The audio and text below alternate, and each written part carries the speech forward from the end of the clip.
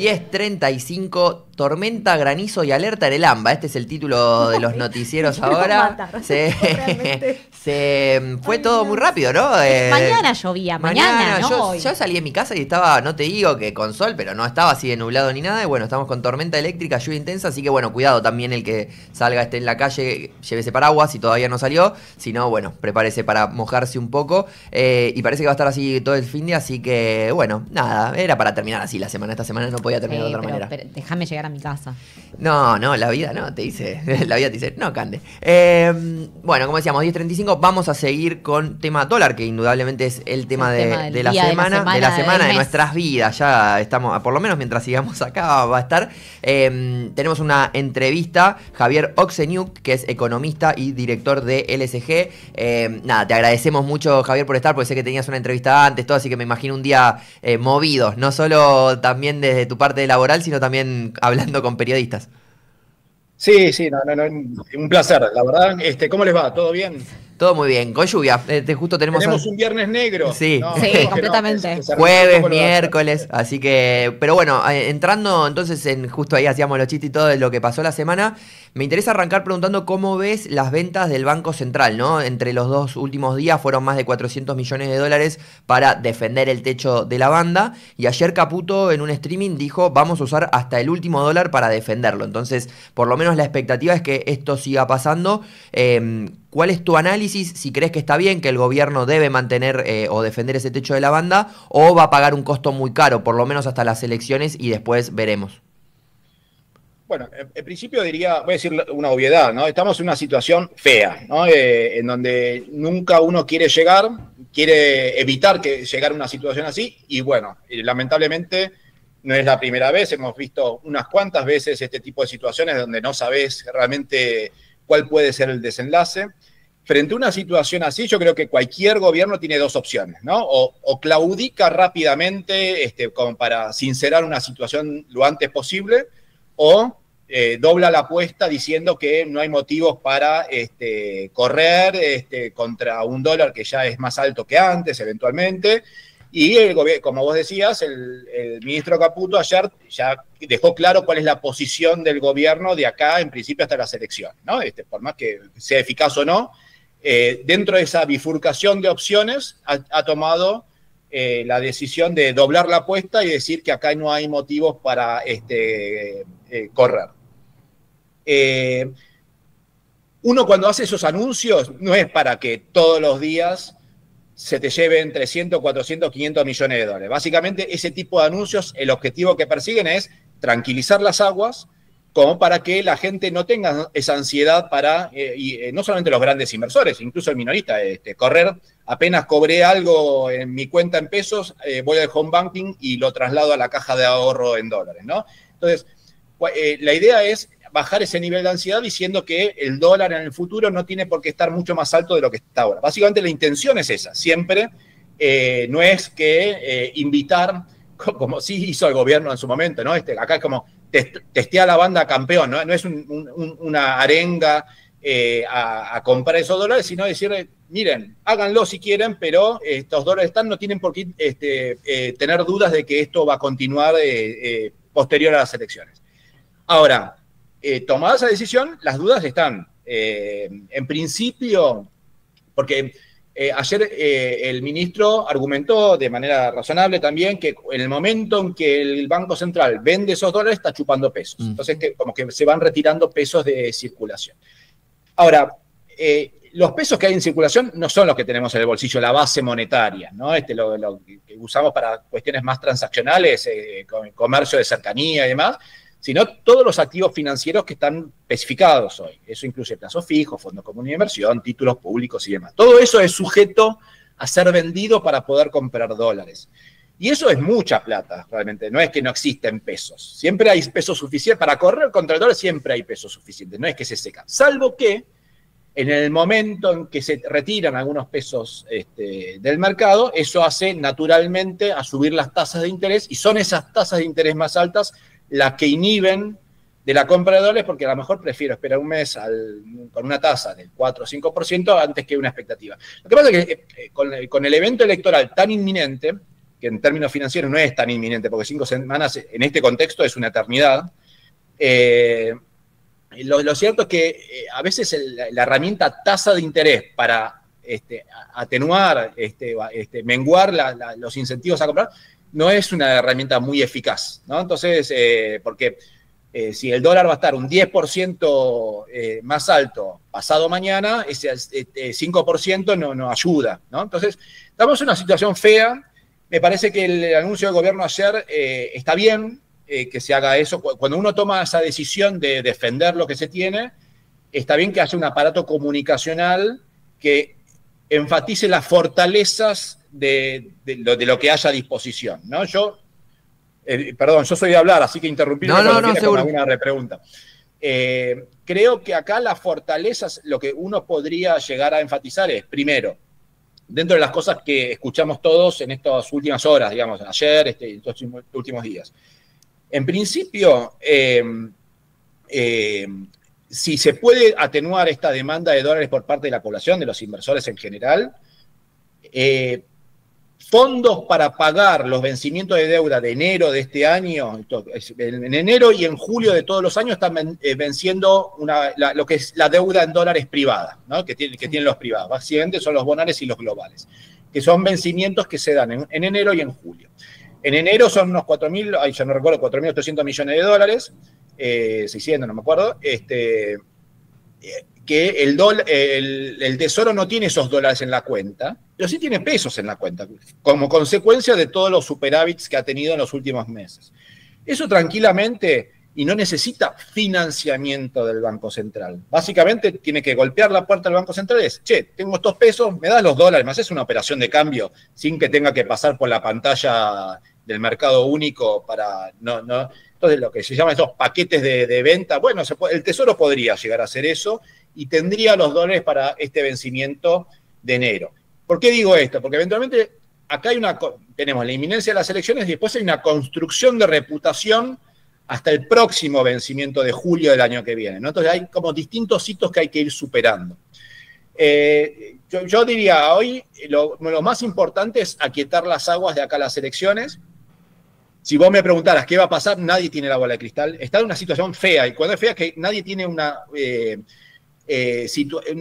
tiene un panorama bien claro de si llegan o no llegan, ¿no? Si realmente se repite lo de ayer, es muy difícil de que se sacrifiquen tantas reservas para un evento electoral. La verdad que si esto lo veo así, uno trato de empatizar para quienes son funcionarios públicos, por más que yo haya sido crítico de algunos mensajes monetarios, cambiarios de los últimos tiempos, no importa, empaticemos un poquito, digamos, en esta situación tan difícil de administrar, ¿qué es lo que uno tiene que hacer? Tiene que hacer la tarea bien hecha, pero no para las elecciones, tiene que hacer la tarea bien hecha para que no me corran los próximos 3 días. ¿Sí? Esto es un día a día. Y Javier, te pregunto ahí porque, de hecho, de lo que decías ayer, yo estuve en un evento donde había muchos economistas, analistas financieros y demás, y todos estaban medio como, no sé, viste, como que no querían dar, muchos incluso que en general siempre dicen, sí, va a pasar esto, ayer estaban como con cautela, así que uno se daba cuenta que la situación es compleja. Y ante esto, ante las preguntas lo que decían es, bueno, el gobierno tiene poder de fuego para defender el techo de la banda, el problema es que lo va a terminar pagando con actividad económica, ¿no? Con quizás un poco más de recesión y demás. Sabemos, venimos de 2 datos del EMAE que fueron malos, probablemente este mes vuelva a dar mal cuando salga en el INDEC, y con esta situación uno dice, bueno, ante esta frazada corta, el gobierno que trata de sostener, y parece que daría actividad económica o dejaría actividad económica, y veremos cómo repercute eso después en la sociedad, ¿no? ¿Vos creés eso mismo también, que el gobierno puede estar dispuesto a decir, bueno, que la actividad baje un poco mientras sostenemos esto y después vemos cómo solventamos esa parte? Sí, no son cosas fáciles de calibrar, no es que, ¿sabes qué? Bajo un poco la actividad y ya tengo resuelto el tema financiero y electoral.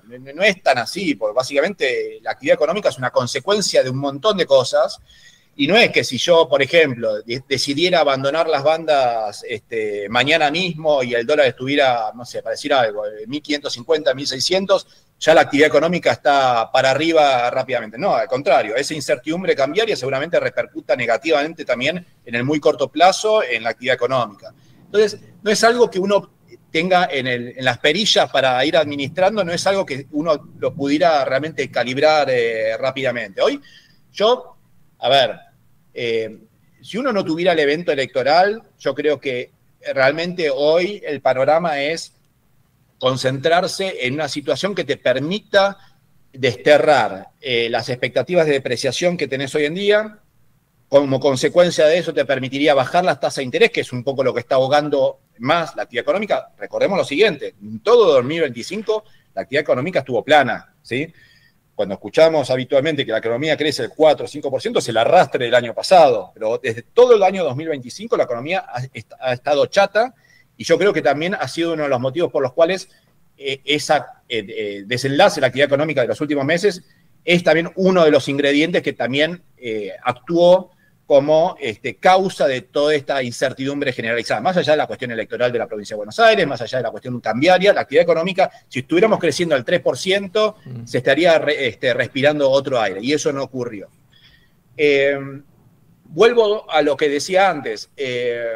Yo creo que en esta instancia no pondría los focos, y con la inminencia de las elecciones, no es que el objetivo es que crezca este mes, ¿no? Estamos en una situación, en una terapia, no en una sala común, ya estamos en una terapia un poco más complicada de administrar, y no, el objetivo no es salir corriendo ya a la calle y dar 5 vueltas al parque, es tratar de levantarse y administrar las cosas en esto que nos está doliendo más, que es la incertidumbre financiera y cambiaria. Y yo haría los movimientos como para atenuar eso en primera instancia. Lógicamente, eso después redundará en una situación de actividad económica mejor. Pero yo creo que si uno tuviera que desanudar este nudo en lo inmediato, y habiendo tomado la decisión de defender estas bandas, diría que los mensajes tienen que ser más bien políticos. Porque yo esto lo vi siempre como 3 patas que se tienen que dar al unísono, que fueron los que le redundaron positivamente al gobierno durante el año 2024. ¿Cuáles son esas 3 patas? Una es una expectativa económica favorable a futuro. El año 2024 no es que fue una economía pujante, porque tuvimos un primer semestre recesivo, una recuperación en el segundo semestre, pero había siempre una expectativa favorable de lo que podía llegar a venir. La segunda pata era una articulación política favorable, que incluso en minoría parlamentaria el gobierno se las arregló para sacar leyes importantes, ¿sí? Importantes, por más que estuvieran bien, más o menos, o mal diseñadas cada uno de los artículos, lo cierto es que el gobierno se las ingenió para sacar paquetes importantes de medidas en el Congreso. Y la tercera pata es la legitimidad social, ¿sí? La legitimidad social, el gobierno tuvo mucha imagen positiva de acompañamiento dentro de una luna de miel con unas expectativas de un nuevo gobierno. Esa legitimidad se manifestó de manera favorable y retroalimentó a las otras dos. Si no hubiera legitimidad social, la articulación política no hubiese sido posible. Si no hubiera legitimidad social, no hubiese sido posible la expectativa favorable económica. Esas 3 patas se perdieron en el 2025, ¿sí? Ya no hay expectativas favorables en términos de actividad económica. La legitimidad social se perdió con estos elementos de corrupción y demás. Acordémonos, ¿no? Como vengo escribiendo, el gobierno se vendía, en los clasificados se vendía como joya nunca casta, ¿sí? Y a la primera lluvia se veía el color amarillo y negro del auto que estaban queriendo vender. La gente percibió eso y fue bastante contundente. Son más de lo mismo en algún sentido, por lo menos un segmento amplio de la población. Y la articulación política la estamos viendo semana tras semana. Es todo una serie de derrotas parlamentarias, de que el gobierno dobla la apuesta con un veto y le retrucan con una insistencia de las leyes aprobadas inicialmente. Entonces, habiéndose perdido esas 3 patas, yo creo que me parece bien, en principio, comunicacionalmente contar la robustez, si se quiere, de que hay dólares para enfrentar una demanda de la sociedad, que eventualmente hay dólares para los pagos de vencimiento de deuda en lo inmediato. Y yo también enfatizaría algo que ayer fue una buena noticia, que lógicamente tiene su costado negativo, pero básicamente no dejó de ser una buena noticia en todo lo que fue un jueves negro, que básicamente fue una balanza comercial muy positiva respecto a lo que se esperaba, ¿sí? Básicamente las exportaciones vinieron mejor de lo que se esperaba y las importaciones, no fue sorpresa porque ya estábamos medio en una recesión, vinieron quietas, ¿sí? Respecto de lo que había sido el mes anterior.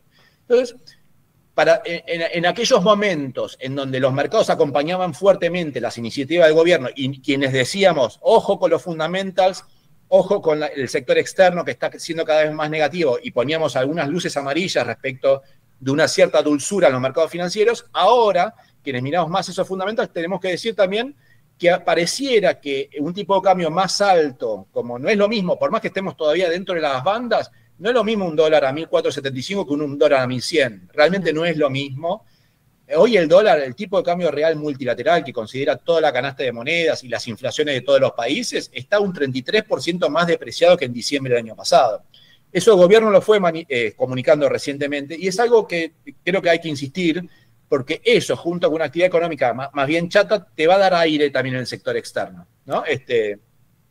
Entonces, esas pequeñas virtudes económicas hay que enfatizarlas, pero yo daría señales políticas como mucho más contundentes. Lamentablemente estamos en la inminencia de esta elección, no se permite mucho estar a los abrazos y en los arreglos frente a una contienda electoral donde básicamente es un juego de contrastes respecto de mi contendiente en las elecciones, pero la verdad que está obligado a dar señales de que la gobernabilidad va a ser razonable en los 2 años de gestión. Acá no se trata tanto de llegar a las elecciones, de estas señales políticas. Se trata de mostrar que los 2 años van a ser proclives a poder seguir una agenda reformista que todavía está pendiente, ¿no? Reforma previsional, toda una nueva reglas de comunión entre la nación y las provincias, lo que queda pendiente de las reformas laborales, en fin, hay una serie de cosas que todavía queda pendiente y en este contexto uno no ve ningún camino de que esto pueda ser factible de suceder en los próximos 2 años. Entonces, Javier, perdón, sí. Lejos de consejos ni cerca, pero ¿qué le dirías o qué recomendarías a un pequeño ahorrista que hoy está viendo que cuando estaba el dólar a 1.200 le dijeron comprar campeón, hoy está un dólar a 1.500? ¿Qué hago? ¿Qué espero? ¿Qué pasa? De acá de camino a las elecciones me quedan 20 días hábiles para decir, bueno, compro, no compro. ¿Qué le puedes decir cortito a alguien que está pensando con el dólar como tenemos hoy y con lo que viene pasando en la última semana? ¿Viste? ¿El compromiso cuál es? A ver, al ahorrista, a los familiares uno dice, che, mirá, esta incertidumbre es dolarizate, sí, comprá, pero estamos en un streaming, radio, streaming, lo que sea, no está bien incitar, digamos, a dolarizarse en un contexto así. Yo diría, un minorista no hay problema, no es un tema que vaya a mover la aguja. Lo cierto es que también va a depender mucho de las señales que dé el gobierno. Si el gobierno realmente, insisto, esto es un día a día, ¿no? Si el gobierno se las ingenia como para apaciguar un poco los mercados y las compras estas de dólares por los próximos dos o 3 días, quiere decir que yo mismo diría, bueno, a lo mejor es posible que lleguen más o menos bien parados hasta las elecciones. Pero estamos en una situación realmente fea, insisto, estamos hoy en un momento en donde uno nunca quiere llegar, y menos siendo funcionario público, ¿no? Porque hoy todas las alternativas son malas. Hoy, yo, más que una opinión al ahorrista, que haga lo que quiera, lo que le sienta, si realmente ve que eventualmente las tasas de interés le dan un 5% mensual, y no tiene expectativas o piensa que va a llegar hasta las elecciones, bueno, a lo mejor se quedan pesos apostando un plazo fijo, lo que sea. Y si quiere ir a una caja de ahorro en dólares, que lo haga. En eso no hay problema. Yo sí sería más sugerente en términos de qué debería hacer el gobierno, es tranquilizar las aguas por los próximos 2 días, y eso no solamente incluye lo que hizo ayer, que me pareció bien, si querés, desde el punto de vista comunicacional. Hoy los mercados arrancaron con un pequeño rebote respecto a lo que fue lo feo del día de jueves. Insistiría aún en un periodo preelectoral, en mostrar algún dejo de que la gobernabilidad en los próximos 2 años va a ser muy distinta de lo que pensamos todos que va a ser ahora. Perfecto. Javier, te agradecemos, tengo que terminar porque ya se nos va el programa, pero súper amplia la explicación como siempre. De vuelta, muchísimas gracias por estar con nosotros hoy, un día muy movido también, así que Javier Okseñuk, economista y director ejecutivo del LSG, muchísimas gracias de vuelta por estar y bueno, nada, seguiremos ahí charlando para ver qué pasa, básicamente analizando y ver cómo sigue el país y la economía. Un placer, nos vemos la próxima. Gracias. Muy buen fin de semana, nosotros nos vamos a una tanda y volvemos para hacer el cierre. Sí. Leandro Dario y Agustín Jamele hacen